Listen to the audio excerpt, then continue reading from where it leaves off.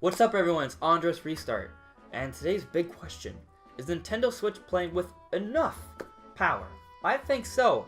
Now let me explain why. So first off, when the system was revealed last Thursday, NVIDIA had a press release. So let me read you an excerpt from this press release.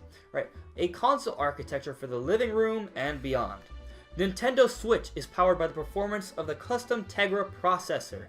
The high-efficiency, scalable processor includes an NVIDIA GPU based on the same architecture as the world's top-performing GeForce gaming graphics cards. So, what does this tell us? Well, one, NVIDIA is powering the system. They're using a custom chip for the system. We don't have hard numbers on the specs, no. But what we do know is running on the same architecture that runs a whole bunch of AAA PC games.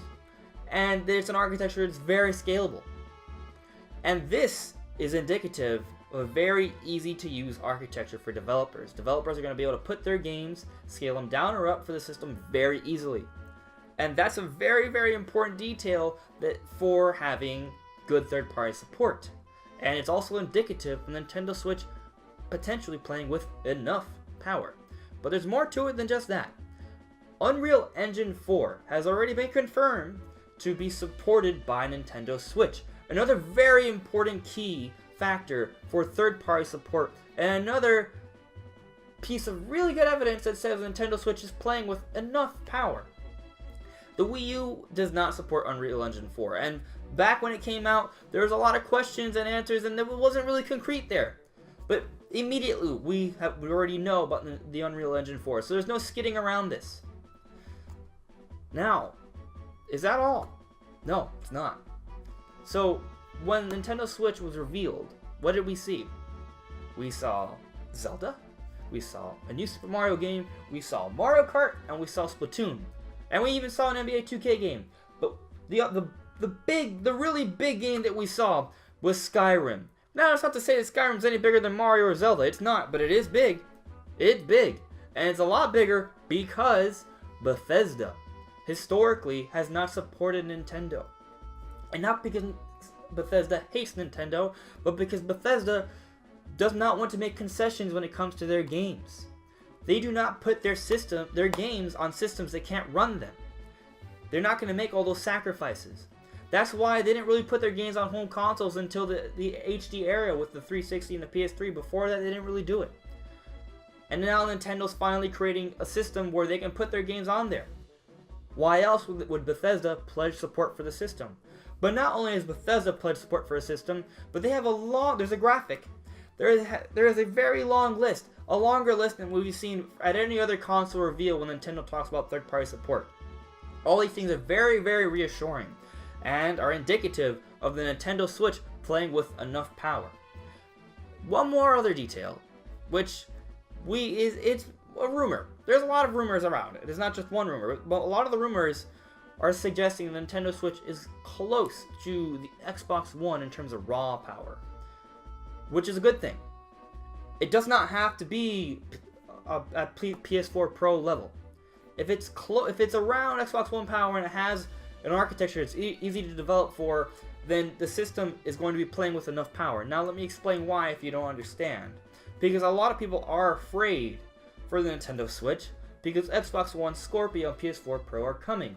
These systems are going to be very powerful. They're going to be able to run games in 4K, with HDR, and in VR. That's what those systems are going to be for. But the Nintendo Switch is not aiming towards that, at least not initially. Perhaps they will release supplemental computing devices that will allow it to do that, at a much cheaper price than forcing fans to buy a whole new system like with Sony and Microsoft. But we'll save that speculation for another video. The point here is that with the Scorpio and the Pro coming out within, in about a year or so, both of them, the generation is going to be extended a lot longer. But regardless, games that are being played on Scorpio and Pro will still need to be scaled down for Xbox One and PlayStation 4. So the bare minimum is going to be Xbox One. And if Nintendo Switch is at about that level, then that will be good enough for third-party support. And that would mean the Nintendo Switch is playing with enough power. Now, the one final detail that will guarantee third-party support is a very good sales. If Nintendo Switch sells well, I guarantee you third-party support will happen. Especially with a very easy-to-use architecture that's scalable, with Unreal Engine 4 being supported by the system, and it having just enough power to run third-party games like the Xbox One.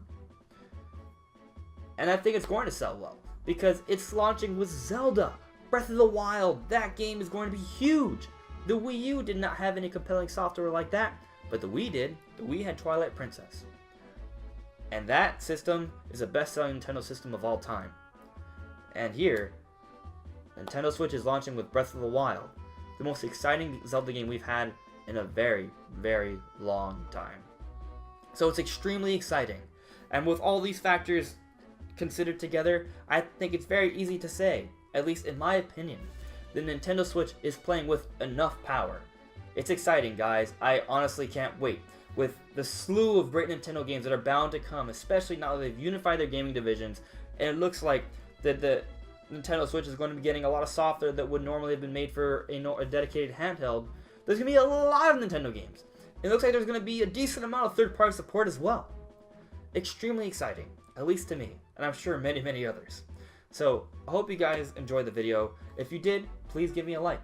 And if you want to see more content from me, Andres Restart, please subscribe. Anyways, guys, that's all for now. Thanks for watching. I'll see you later.